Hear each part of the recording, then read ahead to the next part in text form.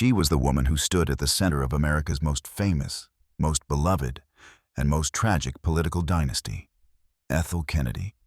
Fierce, fearless, and relentless, became the matriarch of an American legend the moment she married Robert F. Kennedy. Through triumph, sorrow, assassination, and national transformation, she remained unbroken. And behind the public figure, behind the symbolic widow draped in grief and courage, stood her greatest legacy. 11 children, each shaped by their father's ideals and their mother's unstoppable will. The Kennedy children grew up under the blinding glare of history. Their home was not a mansion. It was a living battlefield of moral conviction, political fire, athletic competition, and emotional intensity. Ethel believed in purpose, in activism, in speaking truth even when it hurt. She raised her children to run faster, fight harder, laugh louder, and serve relentlessly. But the cost of being a Kennedy, the expectations, the scrutiny, the tragedies, would shape each of their lives in ways the public could never fully understand. From the Olympic rower to the Peace Corps volunteer, from the environmental warrior to the heartbroken sons who carried their father's coffin, the 11 Kennedy children inherited both the brilliance and the burden of their lineage. Tonight, we step into the private world of America's most mythic family to uncover the human story of the woman who held them together and the children who carried forward the fire of Robert and Ethel Kennedy. Number 11. Rory Elizabeth Catherine Kennedy, Rory. Elizabeth Catherine Kennedy entered the world beneath a shadow so enormous, so sorrowful, that it shaped the very first breath she took. She was born on December 12, 1968, 6 months after her father, Senator Robert F. Kennedy, was assassinated. She was the child who never met her father, the baby held by a grieving mother, while the nation mourned another Kennedy gone too soon. From the moment she opened her eyes, Rory carried both tragedy and expectation. Ethel Kennedy, shattered but still fierce, poured all her strength into raising her youngest daughter. Rory was raised not in silence or retreat, but in a household that believed in fighting for justice, defending the vulnerable, and speaking truth to power. Her childhood was noisy, competitive, passionate, surrounded by siblings who idolized the father she would only know through stories, documentaries, and the fire in her mother's voice. As she grew older, Rory realized that while she had inherited her father's name, she needed to build her own voice. She found it not in politics, but in storytelling. At Brown University, she became deeply involved in social causes, particularly issues of poverty, human rights, and systemic injustice. The same moral force that shaped her father began to guide her work. But she expressed it through a different medium: film. Rory Kennedy became one of the most respected documentary filmmakers of her generation. Her films focused on the forgotten, the marginalized, and the silenced, the people her father had fought for.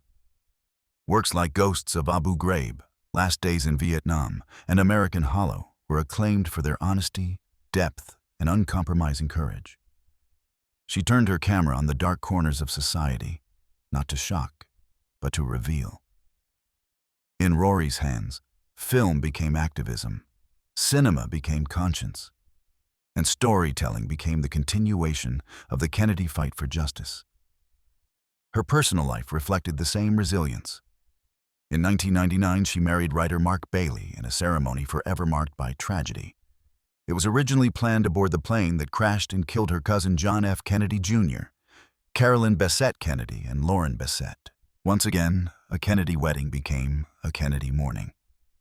But Rory, like her mother, moved forward with quiet strength. Today, she is a mother, a filmmaker, and one of the clearest moral voices in the Kennedy family.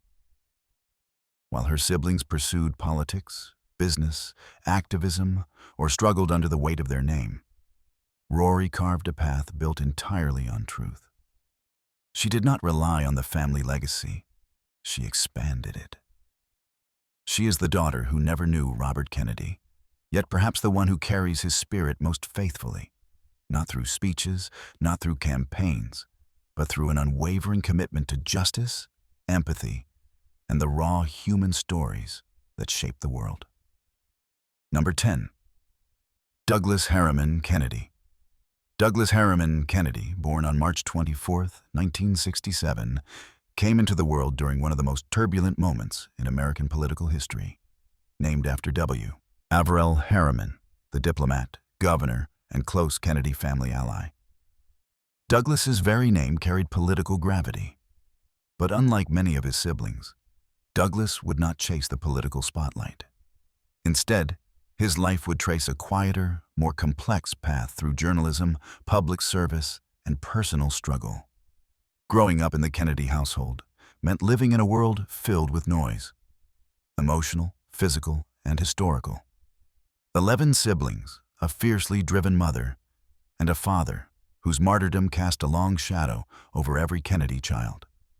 Douglas was only 1 year old when Robert F. Kennedy was assassinated. Like Rory, his memories of his father were inherited rather than lived, passed down through stories, photographs, and the moral expectations placed upon every Kennedy child. Douglas showed early signs of the toughness that Ethel instilled in her children. Athletic, fiercely competitive, and intellectually sharp, he learned quickly that being a Kennedy meant more than being privileged. It meant carrying responsibility. He pursued journalism, drawn to the front lines of truth rather than the podiums of power. Over the years, Douglas became a respected reporter and correspondent, working for networks like Fox News. He covered stories across the country: crime, politics, human interest, and national crises, often gravitating toward narratives that revealed the fractures and resilience of American society. Like his siblings, he inherited the Kennedy instinct to stand up for others, but he did so with a journalist's detachment rather than a politician's conviction. But Douglas's life was not without turmoil. In 2012, he was involved in a highly publicized legal battle after an altercation with hospital nurses while attempting to take his newborn child for fresh air. The case became a media spectacle, a reminder that the Kennedy name, famous and infamous, always magnified personal moments into public judgment. Ultimately, Douglas was acquitted, but the ordeal revealed the immense pressure of living under constant public scrutiny. Despite challenges, Douglas built a stable family life. He married Molly Stark, a doctor, and together they raised a large family, echoing the chaotic, love-filled home of his childhood. His devotion to his children mirrored the fierce protectiveness Ethel Kennedy displayed in the decades after her husband's death. Douglas Harriman Kennedy's life is marked not by political ambition or public heroism, but by survival, resilience, and the difficult balancing act between personal identity and the weight of the Kennedy legacy. He lived through the expectations that fame imposed and carved out a life built on storytelling, fatherhood, and persistence. He is the Kennedy who walks with history behind him, not in front of him. A reminder that even in America's most famous family, some choose not the podium, but the pen. Number 9. Chirstopher George Kennedy. Chirstopher George Kennedy, born on July 4, 1963. Independence Day, entered the world already wrapped in symbolism. He was the 9th child of Ethel and Robert F. Kennedy. And from the moment of his birth, family and friends said he had inherited his father's political fire. But unlike many of his siblings who struggled to find their path, Chirstopher's life would become one of the clearest expressions of responsibility, leadership, and the determination to turn privilege into service. Chirstopher grew up during the painful decade following his father's assassination. He was only 4 when Robert F. Kennedy was shot, leaving Catherine, Ethel, and their 11 children in a storm of grief and national trauma. Yet Chris, like the others, was raised in a household defined by movement, compassion, and fierce moral energy. Ethel Kennedy never allowed sorrow to become an excuse for retreat. Instead, she pushed her children to live with purpose, conviction, and immense empathy. From a young age, Chris displayed leadership, at Boston College and later at the University of Chicago Booth School of Business. He developed a sharp mind for economics, management, and public policy, a blend that made him one of the most business-oriented members of the entire Kennedy clan. But numbers were never the point. Chris believed business could be a tool to lift communities, a philosophy rooted in RFK's belief that poverty was an American injustice, demanding practical solutions. In the 1990s, he became the chairman of Joseph P. Kennedy Enterprises, managing the family's investments and philanthropic ventures. Later, he became president of the Merchandise Mart in Chicago, at the time the largest commercial building in the world, transforming it into a thriving center for design, creativity, and commerce. His leadership revitalized Chicago's River North neighborhood, proving that he possessed both vision and execution. But business was only part of his story. Chris believed deeply in RFK's mission to fight hunger and economic inequality. He founded Top Box Foods, a nonprofit distributing affordable groceries to food deserts across Illinois and Louisiana. Instead of speeches, Chris delivered solutions, turning warehouses, volunteers, and refrigerated trucks into engines of dignity for working families.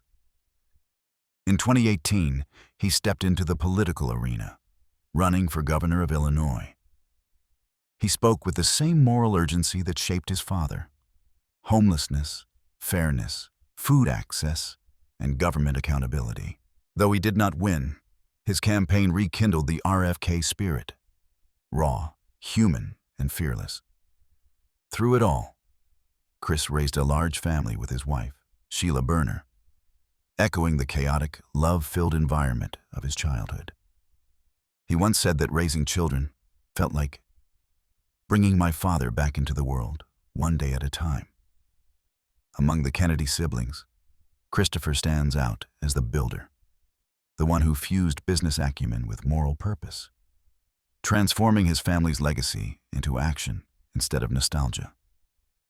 He never tried to fill his father's shoes. Instead, he carried Robert F. Kennedy. R.F. Kennedy's convictions into boardrooms, neighborhoods, and food distribution centers, proving that impact is not measured by the office you win, but by the lives you improve. Number 8. Mary Courtney Kennedy. Mary Courtney Kennedy, born on September 9, 1956, was the 8th child of Ethel and Robert F. Kennedy, a daughter shaped by the contradictions of the Kennedy world: privilege and pain, legacy and rebellion, expectation and independence. Among her siblings, Courtney was one of the most private, often stepping away from the political spotlight and charting a more unconventional path, a path marked by bold choices, artistic passion, and emotional resilience. Courtney was 11 years old when her father was assassinated in 1968. At an age when children should be discovering the world with innocence, she was instead thrust into the chaos of national tragedy. The shock hardened her, but it also forged in her a sense of grit and emotional intensity that would define her adulthood. Like her siblings, she was raised by Ethel Kennedy with the belief that comfort was a weakness and purpose was a duty. But Courtney also inherited her mother's fire: sharp, fearless, and unafraid to confront the world on her own terms. As she entered adulthood, Courtney gravitated toward art, activism, and global causes. She worked with international relief organizations, including in regions facing war and humanitarian crisis. In the 1980s, she lived for long periods abroad, especially in African nations, where she participated in development projects and refugee support programs. While many Kennedys chose politics, Courtney chose the front line: not debates in Congress, but the real, raw world where suffering demanded action. In 1980, she married Jeff Rua, an environmentalist and activist. Their marriage was rooted in shared causes, but ultimately unraveled. Later, Courtney entered a long-term relationship with Paul Hill, a man wrongfully convicted as part of the notorious Guildford 4 case in Ireland. Hill spent 15 years in prison before being exonerated. Their relationship was both passionate and turbulent.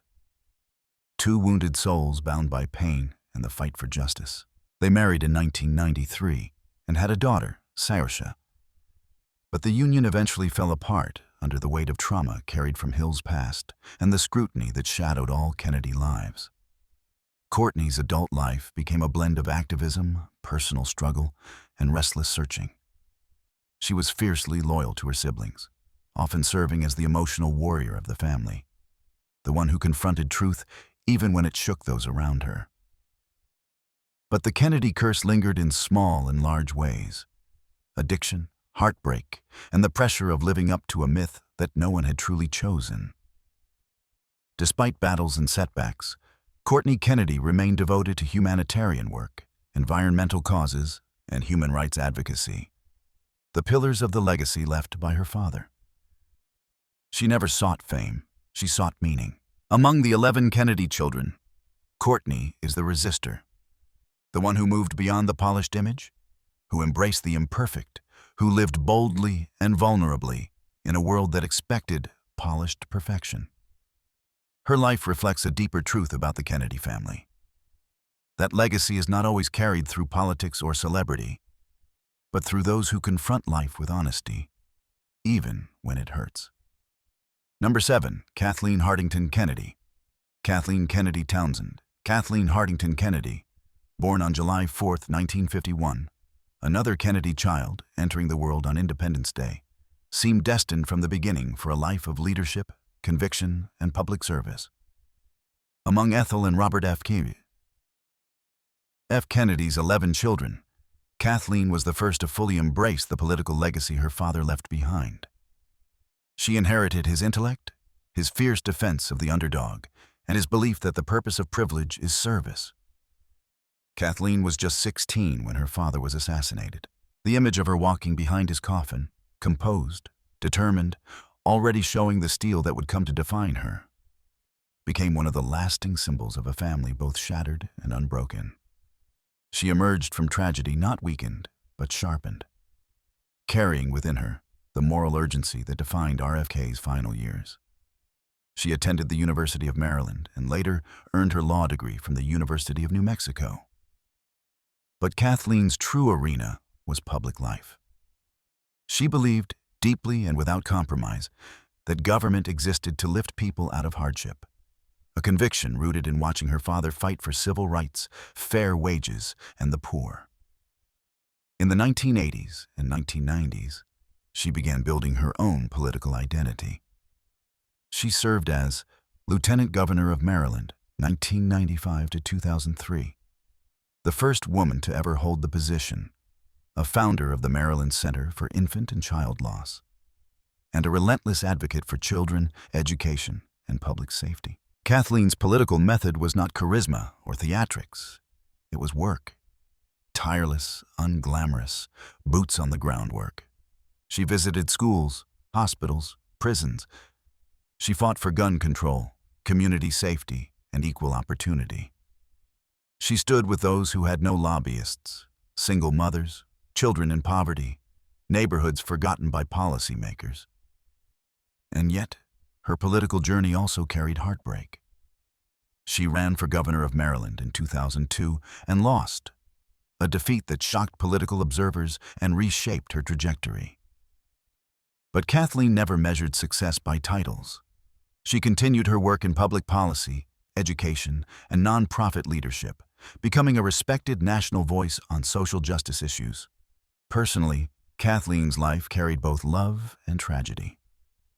She married David Townsend, raising 4 daughters, one of whom, Maeve Kennedy Townsend McKean, tragically died with her son Gideon in a canoe accident in 2020. It was another devastating chapter in a family too familiar with loss. But Kathleen met it with unyielding grace, reflecting the resilience she inherited from both her parents. Throughout her life, Kathleen Kennedy Townsend has embodied the spirit of her father more visibly than any of her siblings. A fierce intellectual, a principled fighter, unafraid of political combat, and unwavering in her devotion to the disadvantaged. Among all Ethel and RFK's children, Kathleen is the crusader, the one who stepped most directly onto the battlefield of public service, carrying forward her father's unfinished mission with relentless determination. Number 6. Joseph Patrick Kennedy II. Joseph Patrick Kennedy II, born on September 24, 1952, was the sixth child of Ethel and Robert F. Kennedy, and the first of the 11 children to step directly into the rough, unforgiving arena of American politics. Named after his uncle, World War II hero Joseph P. Kennedy, Jr. Young Joe grew up with the weight of a legacy that demanded courage, action, and a near-mythic sense of duty. As a boy, Joe witnessed the defining trauma of the Kennedy family. First, the assassination of his uncle, President John F. Kennedy, and then, at just 15 years old, the murder of his own father. He was present when RFK delivered his final speech moments before being shot in Los Angeles. That trauma marked him deeply, turning him, early on, into one of the most protective and outspoken siblings in the Kennedy clan. In his 20s, Joe embraced the spirit of activism that had defined his father's final years. Instead of running for office straight away, he built something extraordinary. Citizens Energy Corporation, a nonprofit dedicated to providing discounted heating oil and energy assistance to struggling families. While other philanthropies wrote checks, Joe delivered heating oil in trucks during freezing New England winters. He didn't just talk about helping the poor. He physically showed up in their neighborhoods. In 1987, he stepped into electoral politics, running for the U.S. House of Representatives in Massachusetts. He won, overwhelmingly, and would go on to serve 6 terms in Congress, earning a reputation as a fiery, unapologetic advocate for working-class Americans. Passionate, stubborn, and uncompromising, Joe became known for his willingness to confront corporate abuse, defend consumer rights, and challenge the political establishment. His speeches often echoed the cadence and moral urgency of his father's words. But Joe's life also carried personal turbulence. His marriage to Sheila Rauch ended bitterly, resulting in a publicized custody dispute over their twin sons. Later, he married Asian art curator Beth Kelly, rebuilding his personal life with steadiness and devotion to family.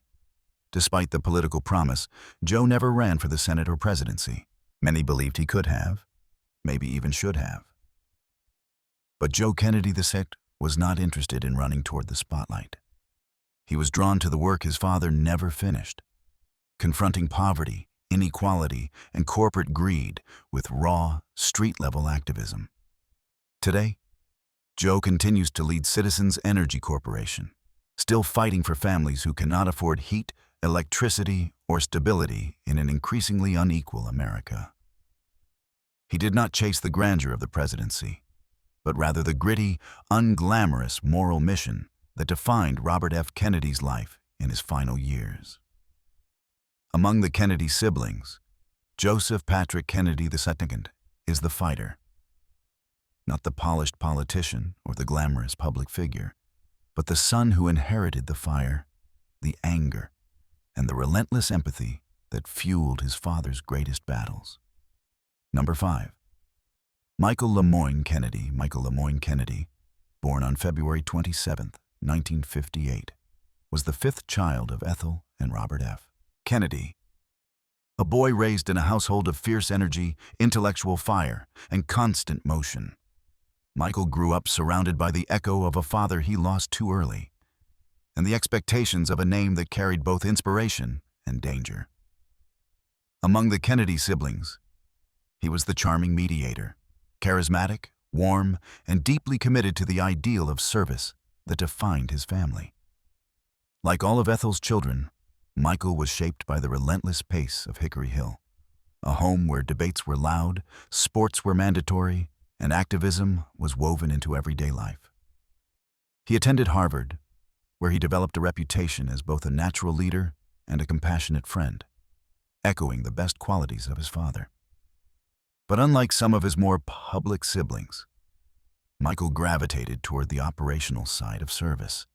the behind-the-scenes work that kept the Kennedy family's mission alive. Michael became a lawyer and soon took on senior roles within Citizens Energy Corporation, the nonprofit founded by his brother Joe. Here, he worked directly on initiatives to provide affordable heating oil and electricity to low-income families. The hands-on activism, delivering fuel, organizing volunteers, negotiating contracts, suited Michael's personality. He was the sibling who preferred doing to talking, action to rhetoric. In the late 1980s and early 1990s, Michael emerged as a rising star in Democratic politics. Many believed he would eventually run for Congress or the Senate. He possessed the Kennedy magnetism, the RFK moral urgency, and the rare ability to connect with both struggling families and seasoned political insiders. His future seemed limitless. But the Kennedy legacy has always carried shadows as well as light. In 1997, Michael became the center of a highly public scandal involving allegations of an inappropriate relationship with a 14-year-old babysitter, though criminal charges were never filed. The investigation and the media firestorm destroyed his political prospects and shattered his public reputation. The scandal marked one of the most painful chapters in Kennedy family history. A moment that exposed the complexity, vulnerability, and sometimes self-destructive behavior that haunted certain family members. The following December, only months after the scandal, tragedy struck. On December 31st, 1997, Michael was killed in a skiing accident in Aspen, Colorado, at the age of 39. He had been playing football on skis, a typical Kennedy mixture of competitiveness and risk, when he crashed into a tree. His sudden death stunned the nation and devastated his already struggling family. In death, Michael's story became one of contradiction. A man committed to service, a father deeply loved by his children, a charismatic force undone by personal mistakes, and a Kennedy whose life ended far too young. He left behind his wife, Victoria, Kiki, and their 3 children, Michael Jr., Kyle, and Rory, as well as a legacy both admirable and tragic. Among Ethel Kennedy's 11 children, Michael Lemoyne Kennedy is the reminder that legacy is not simple. His life was a collision of brilliance and error, compassion and controversy, promise and peril, the human complexity behind the Kennedy myth. Number 4. Matthew Maxwell. Taylor Kennedy, Matthew Maxwell Taylor Kennedy, born on January 11, 1965, carries a name that symbolizes both military brilliance and moral courage. He was named after General Maxwell D. Taylor, the legendary World War II commander and close friend of Robert F. Kennedy, a man his father deeply admired. From the beginning, Max Kennedy was expected to embody the strength, discipline, and conviction that defined both the Taylor and Kennedy legacies. Max was only 3 years old when his father was assassinated. He grew up in the aftermath of that trauma, in a home filled with grief, activism, and the relentless drive of Ethel Kennedy, who refused to let sorrow dictate the future of her children. Hickory Hill, their chaotic Virginia home, was a place of fierce competition, loud debates, bruised knees, and emotional endurance. In this crucible, Max developed into a quiet, introspective force within the Kennedy family, thoughtful, creative, and deeply principled. Unlike some of his more public siblings, Max Kennedy gravitated toward the worlds of literature, history, and public justice.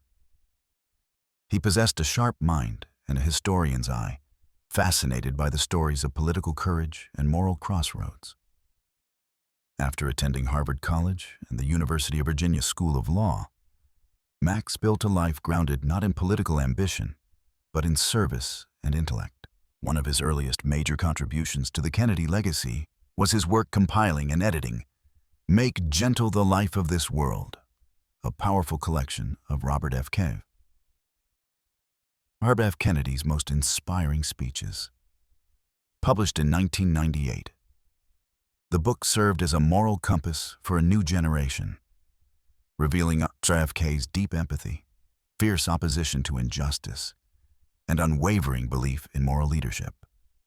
Through this work, Max preserved his father's voice with reverence and clarity, ensuring that RFK's words would continue to guide those fighting for justice. Max went on to become a public interest environmental lawyer, fighting for conservation, community rights, and environmental responsibility. He worked directly with non-profit organizations, legal advocacy groups, and community-driven environmental efforts. His approach was not dramatic or headline-seeking. It was disciplined, detail-oriented, and grounded in RFK's belief that each time a man stands up for an ideal, he sends forth a tiny ripple of hope. But Max's life also carried urgency. In moments of national crisis, he stepped into the arena. During the 2000 presidential election, Max volunteered as a poll worker and legal advisor, working to protect voting access in battleground states. He later sounded alarms about election-related threats, continuing the Kennedy tradition of defending democracy whenever it seemed most vulnerable. Max Kennedy's personal life has been marked by stability and purpose. He married Victoria Strauss, an educator, and together they raised 3 children. His family life is quieter than that of many Kennedys, a choice that reflects his introspective nature and desire to shield his loved ones from the harsh intrusions of public scrutiny. Among Ethel Kennedy's 11 children, Matthew Maxwell Taylor Kennedy is the intellectual torchbearer, the historian, the defender, the guardian of his father's ideals. He channels the moral force of RFK not through speeches or elected office, but through scholarship, environmental justice, and a deep commitment to protecting the democratic values his father died defending. Number 3.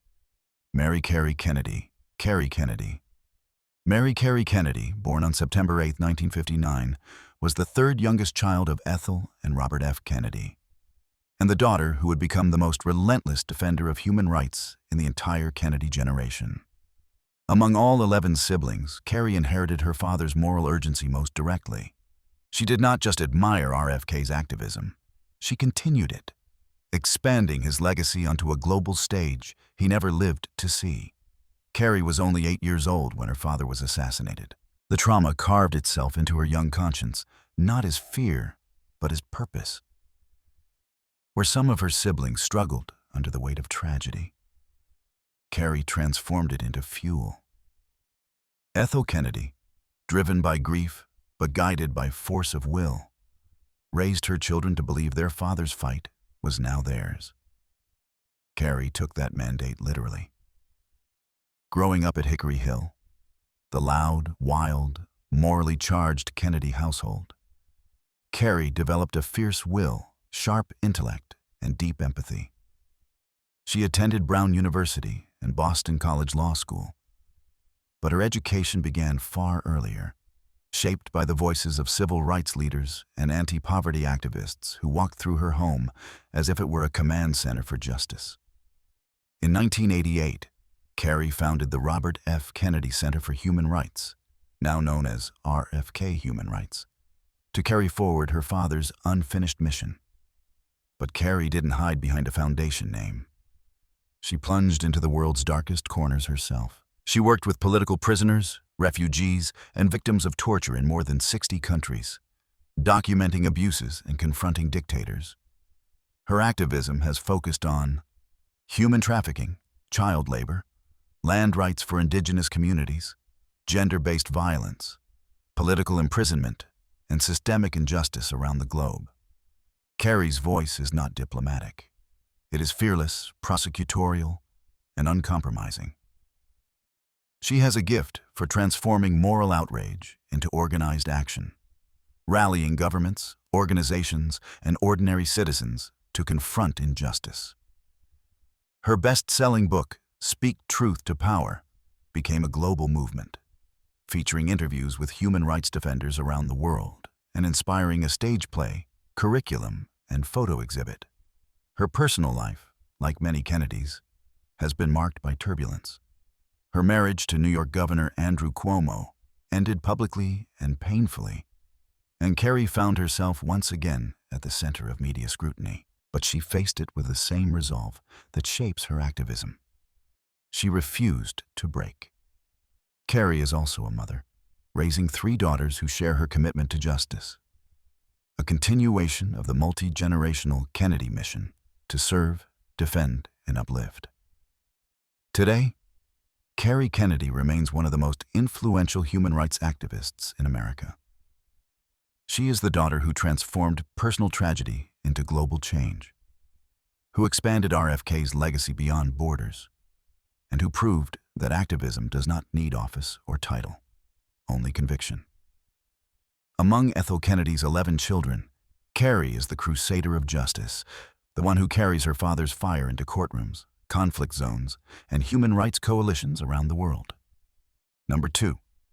Robert Francis Kennedy Jr., RFK Jr., Robert Francis Kennedy Jr., born on January 17, 1954, is the child who inherited his father's eloquence, intensity, and deep moral drive, but whose path would eventually diverge into one of the most controversial stories in the modern Kennedy legacy. He is the second son of Robert F. Kennedy and the most publicly polarizing of Ethel Kennedy's 11 children. RFK Jr. was just 14 when he walked behind his father's coffin in 1968. The trauma, the glare of the world's cameras, the expectation that he would somehow become the next torchbearer of the Kennedy dream, all crashed into a boy barely old enough to understand what had been taken from him. In the years that followed, grief evolved into rebellion. As a teenager and young adult, RFK Jr. struggled with addiction, carrying both the pain of loss and the weight of legacy. The Kennedy name opened doors, but it also created traps, scrutiny, pressure, and the impossible expectations placed on a family defined by both brilliance and tragedy. Eventually, he hit bottom, arrested for heroin possession in 1983, a moment that could have ended him. But instead, it became the turning point of his life. Once sober, RFK Jr. found his calling: environmental justice. He became one of America's most influential environmental lawyers, known for his fierce litigation against corporations polluting rivers, land, and indigenous territories. His work with the Hudson River Keepers and later the Natural Resources Defense Council, NRDC, turned him into a national figure. He was celebrated for using the law as a weapon against environmental destruction and corporate corruption. For years, RFK Jr. was admired as a brilliant attorney, activist, and the Kennedy who had taken his father's fight for the powerless into the realm of conservation and public health. But then his story shifted. By the 2000s and 2010s, RFK Jr. became a highly polarizing public figure. His skepticism toward vaccines, distrust of regulatory agencies, and sweeping claims about government and industry misconduct placed him at odds with mainstream science, public health leaders, and, painfully, many members of his own family. The sharp intellect that once dismantled environmental polluters now turned toward institutional critique, and his voice became both influential and divisive. His 2024 presidential run as an independent fractured public opinion even further. Some saw him as a truth-teller breaking the mold of modern politics. Others saw him as a distortion of the Kennedy legacy. And yet, beneath controversy, one constant remains. RFK Jr. shares his father's ferocity, charisma, and instinct to challenge power, though his path took him far from the consensus-driven unity that defined Robert F. Kennedy in the 1960s. In his personal life, RFK Jr. endured tremendous loss, notably the suicide of his wife, Mary Richardson Kennedy, and found stability later in his marriage to actress Cheryl Hines. He is a father of 6, carrying forward the next generation of one of America's most famous families. Among all of Ethel Kennedy's children, Robert F. Kennedy Jr. is the rebel, the one who inherited his father's fire but channeled it into a radically different direction. His life stands as proof that legacies, even legendary ones, are unpredictable, human, and often painfully complex. Number 1. David Anthony Kennedy. David Anthony Kennedy, born on June 15, 1955, was the third child of Robert F. Kennedy and Ethel Kennedy, and the child whose life would come to embody both the brilliance and the unbearable weight of the Kennedy legacy. Among all 11 siblings, David carried the family's sorrow most visibly, most painfully, and most honestly. He was just 12 years old when his father was assassinated. David was with RFK in Los Angeles on that tragic night in 1968. He was the child who saw, who heard, who understood too much, too early. Trauma didn't just touch David. It wrapped itself around him and never let go. In the months following his father's death, David retreated inward. While Hickory Hill buzzed with the noise of siblings, cousins, activists, and constant movement, he struggled to find his place inside the family's harsh emotional rhythm. His mother Ethel demanded resilience and purpose from her children. But David needed gentleness, something the family, overwhelmed by grief, could not always provide. As a teenager, David showed a deep sensitivity and intelligence. He wrote poetry, read voraciously, loved music, and displayed flashes of the compassion that made his father beloved. But he also wrestled with depression, anxiety, and survivor's guilt, a combination that began pulling him toward substance abuse. Tragedy struck again in 1973, when David nearly drowned in the icy waters off California while trying to save his younger brother Courtney from a powerful current. The rescue succeeded, but the near-death experience deepened David's emotional fractures. At university, David tried to rebuild himself. He attended Harvard but struggled academically and personally. His addictions worsened, and he moved in and out of rehab facilities. The Kennedy name, which empowered so many, often suffocated him. David once wrote that he felt like a ghost in a room full of legends. Despite his battles, he never lost his tenderness. Friends described him as empathetic, gentle, and deeply moral, a young man who carried the wounds of the entire family in his heart. He loved children, wrote letters constantly, and remained close to several siblings who tried desperately to help him find balance. But trauma has a long memory, and the Kennedy curse has a long reach. On April 25, 1984, at the age of 28, David Anthony Kennedy was found dead in a Palm Beach hotel room from a drug overdose, a moment that sent shockwaves through the family and the nation. His death became one of the earliest and most publicized tragedies of the third generation of Kennedys. His funeral was heartbreaking. Ethel Kennedy, already widowed and battle-worn, buried yet another piece of her heart.